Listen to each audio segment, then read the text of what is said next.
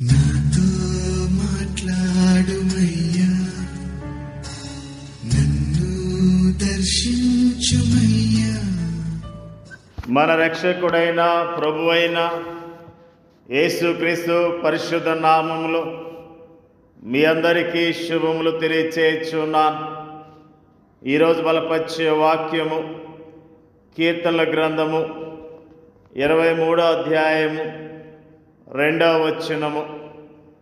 పచ్చిగల చోట్లను ఆయన నన్ను పరుండ చేయుచున్నాడు, శాంతికరమైన జలముల యొద్ద నన్ను నడిపించుచున్నాడు. ఈ కీర్తన దావీదు కీర్తన. దావీదు కూడా కాపరిగా పనిచేసినవాడు. దావీదు కాపరిగా సొంత అనుభవాన్ని కలిగి ఉన్నాడు.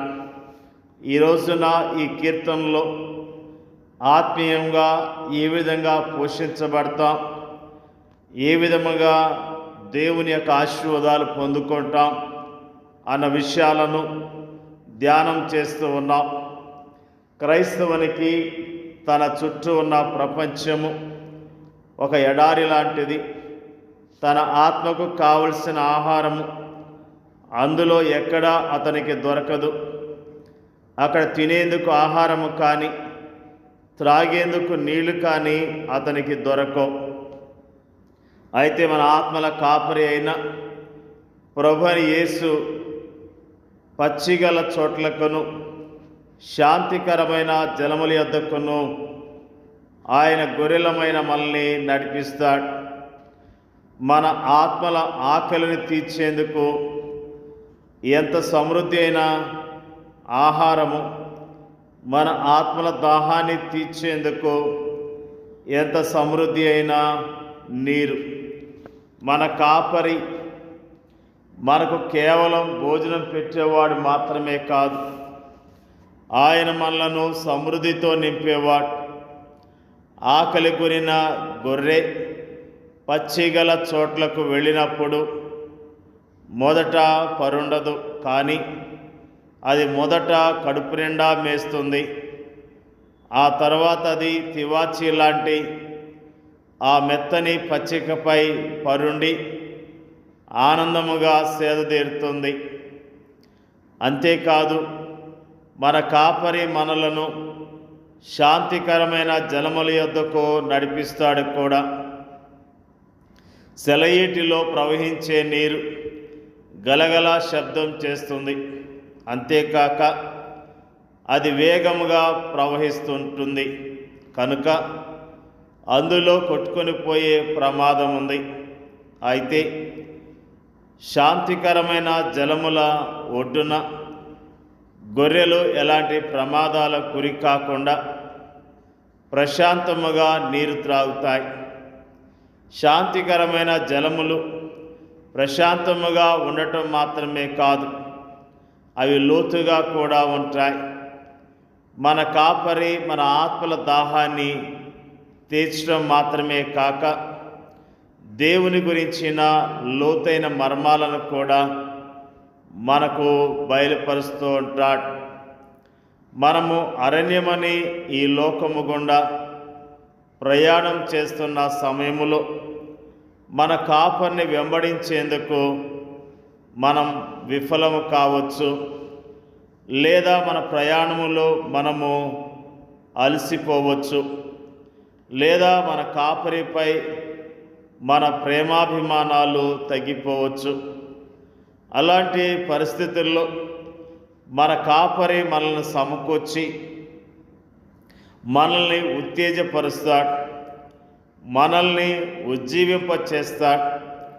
మనము అటు ఇటు తిరుగుతున్న సమయాల్లోనూ, మనము అలసిపోయి సొమ్మసిలిన సమయాల్లోనూ, ఐహిక అంశాలు ఆయనపై మనకున్న ప్రేమాభిమానాలను అడ్డుకున్న సమయంలోనూ ఆయన మన వద్దకు వచ్చి మనల్ని సమకూర్చి మనల్ని ఉత్తేజపరుస్తాడు, మనల్ని ఉజ్జీవింపచేస్తాడు. భక్తుడైన దావీదు పలుకుతున్న మాటలు, యెహోవా నా కాపరి, నాకు లేమి కలగదు. పచ్చిగల చోట్లను ఆయనను పరుండ చేయుచున్నాడు. శాంతికరమైన జలముల యొద్ద నన్ను నడిపించుచున్నాడు. నా ప్రాణమునకు ఆయన సేద తీర్చుచున్నాడు. తన నామం బట్టి నీతి మార్గములో నన్ను నడిపించుచున్నాడు. ఎంత మంచి కాపరిని మనం కలిగి ఉన్నాం. ఆయన ఎంత అద్భుతముగా మనల్ని నడిపిస్తాడు, ఎంత అద్భుతముగా పోషిస్తాడు, ఎంత అద్భుతముగా ఆదరిస్తాడన్న మాటలు ఈరోజు నా జ్ఞాపకం చేసుకున్నాం. ఆయన మనల్ని సమకూర్చడం మాత్రమే కాదు, దానిని ఆయన చేసిన తర్వాత తన నామమును బట్టి నీతి మార్గంలో మనల్ని నడిపిస్తాడు. ఆయన నడిపించే ఆ నీతి మార్గములో స్వార్థానికి కానీ, స్వయానికి కానీ, భావావేశాలకు కానీ, భావోద్రేకాలకు కానీ ఏమాత్రము తావుండదు. మన కాపరి ఎంత మంచివాడు. ఆయన మనల్ని నడిపించే విధానము ఎంత అద్భుతమైనది. ఆయన మనల్ని నడిపించే మార్గము ఎంత ఆహ్లాదకరమైనది. నిజముగా మనం ఎంత ధన్యులమై ఉన్నాం. మంచి కాపరిని కలిగి ఉన్నాం. ఆ కాపరి మనల్ని ప్రతిరోజు పోషించినట్లుగా ఆయన మాట వింటూ, ఆయన వాక్యానికి లోబడుతూ ఆయన కొరకు మనము జీవించవలసిన వారమై ఉన్నాం. ఆయన ఎంత మంచి దేవుడు, ఎంత కనికరం గల దేవుడు. ఆయన మంచి కాపరి కాబట్టి మన కొరకు సిలువలో రక్తాన్ని చిందించి, మన కొరకు మరణించి సమాధి చేయబడి మూడో దినాన్ని తిరిగి లేచాడు. మనకు జీవాన్ని ఇవ్వటం కొరకు, సమృద్ధి అయిన జీవాన్ని ఇవ్వటం కొరకు, మనకు నిత్య జీవం ఇవ్వటం కొరకే ఆయన అంత గొప్ప త్యాగాన్ని చేశాడు. మనల్ని ధన్యులుగా చేశాడు. అనుదినము ఆయన పోషణలో ఉండటానికి, ఆయనకు అందుబాటులో ఉండటానికి మనం ఎప్పుడు కూడా సిద్ధపాటు కలిగి ఉండాలి. ఆయనకు అందుబాటులో ఉందాం. ఆయన స్వరాన్ని వింటూ, ఆయన స్వరములో ఉన్న ఆ సత్యాన్ని గ్రహిస్తూ, సేదతీరుతూ దేవుని గణపరిచేవారిగా ఈ లోకములో సాక్షులుగా జీవిద్దాం. ప్రియమైన దేవుని బిడ్డలారా, నిజంగా ఇంత మంచి కాపరి ఉన్నాడు. నిర్లక్ష్యముగా ఉన్నావేమో, ఆయన ఇచ్చే ఆ సంతోషము, సమాధానం పొందుకోలేని స్థితిలో ఉన్నావేమో, సరిచేసుకొని పశ్చాత్తాపడి మళ్ళీ ఆయనతో సహవాసం కలిగి ఆయన కొరకు యోగ్యముగా జీవించాలని ప్రభునామంలో తెలియజేస్తూ ఉన్నా. దేవుడి వాక్యాన్ని దీవించునుగాక. ప్రార్థన చేసుకుందాం. పరిశుద్ధుడైన మా తండ్రి, మంచి కాపరైన మా తండ్రి, నీకు స్తోత్రాలు తెలియజేస్తూ ఉన్నాం. దావీదు భక్తుడు పలికిన అద్భుతమైన మాటలు ఈ రోజున ధ్యానం చేయటానికి మాకు ఇచ్చిన ధన్యతను బట్టి స్తోత్రాలు. ప్రభువా, నీవు మా కాపరిగా ఉన్నందుకు నీకు స్తోత్రాలు. పచ్చిగల చోట్లకు అయ్యా మమ్మల్ని నడిపిస్తూ, మమ్మల్ని ఆదరిస్తున్న విధానం బట్టి నీకు స్తోత్రాలు తెలియజేస్తూ ఉన్నాం. శాంతికరమైన జలముల యొద్దకు నడిపిస్తున్న విధానం బట్టి నీకు స్తోత్రాలు తెలియజేస్తూ ఉన్నాం. మా ప్రాణమునకు అయా సేద తీరుస్తున్న విధానం బట్టి నీకు స్తోత్రాలు. నీ నామను బట్టి నీతి మార్గంలో మమ్మల్ని నడిపిస్తున్నందుకు నీకు వందనాలు తెలియజేస్తూ ఉన్నాం.